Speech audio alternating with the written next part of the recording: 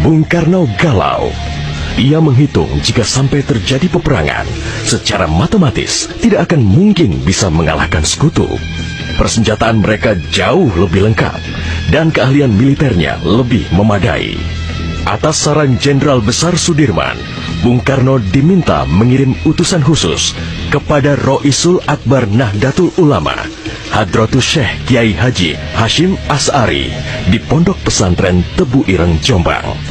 Tujuannya meminta fatwa Kiai Hashim tentang hukumnya berjihad membela negara yang notabene bukan negara Islam seperti Indonesia. Kiai Hashim lantas memanggil Kiai Haji Wahab Hasbuloh dari Tambak Beras, Jombang. Kiai Wahab diminta mengumpulkan ketua-ketua NU se-Jawa dan Madura untuk membahas persoalan ini.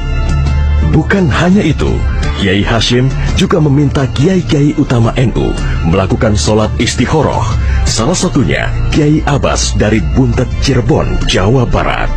21 Oktober 1945, seluruh delegasi NU se-Jawa dan Madura telah berkumpul di kantor pusat Ansor di Jalan Bubutan, Surabaya. Kiai Hashim memimpin langsung pertemuan tersebut dan kemudian dilanjutkan oleh Kiai Wahab.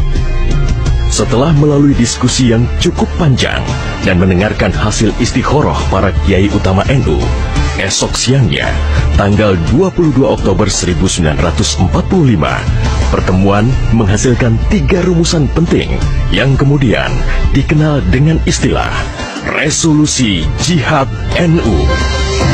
Pertama, setiap muslim, tua, muda, dan miskin sekalipun, wajib memerangi orang kafir yang merintangi kemerdekaan Indonesia.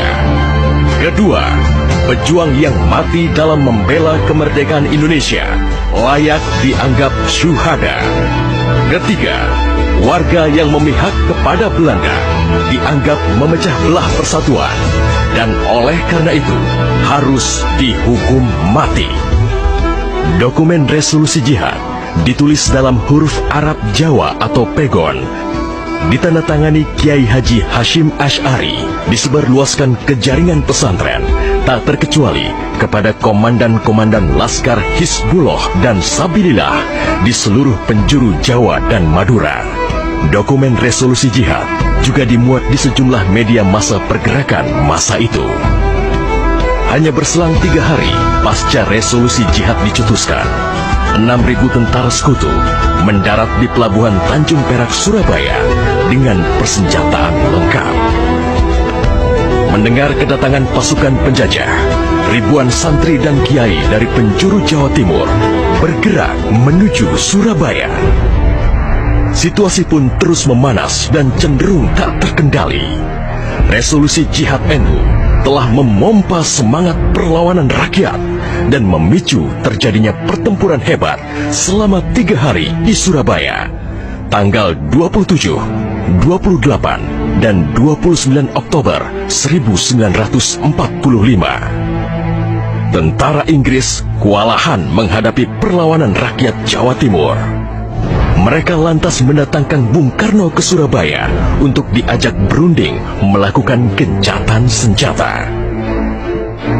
Pagi hari tanggal 30 Oktober, gencatan senjata ditandatangani pemerintah Indonesia dan Inggris. Namun, sore harinya terjadi insiden di Jembatan Merah yang menewaskan orang nomor 1 tentara Inggris di Surabaya, Jenderal Malabi. Gencatan senjata pun langsung berakhir.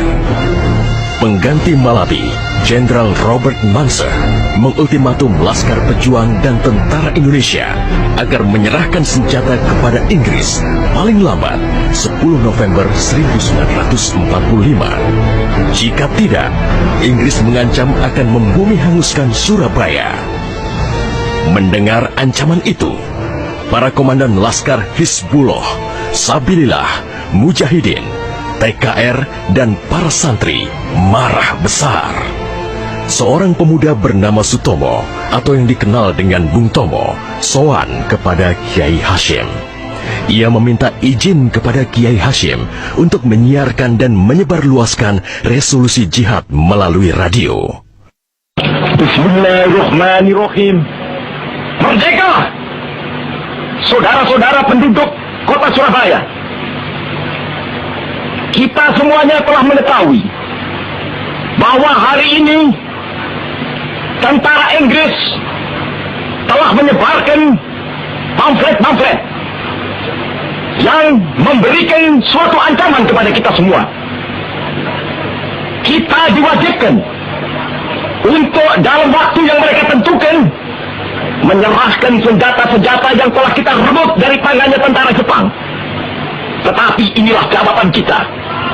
Selama banteng-banteng Indonesia masih mempunyai darah merah yang dapat membuat setarik kain putih, merah dan putih, maka selama itu tidak akan kita mau menyerah kepada siapapun juga. Allahu Akbar, Allahu Akbar, Allahu Akbar. Merdeka! Pertempuran 10 November membuat malu tentara Inggris. Target mereka menguasai Surabaya dalam waktu 3 hari tak terbukti. Bahkan di hari yang kedua, Inggris kehilangan Jenderal Robert Munser. Artinya, dalam 1 bulan menghadapi arek-arek Surabaya, mereka sudah kehilangan 2 jenderal terbaiknya. Perang Surabaya berlangsung selama 3 minggu. Takbir dan pekik merdeka menggema selama pertempuran berlangsung.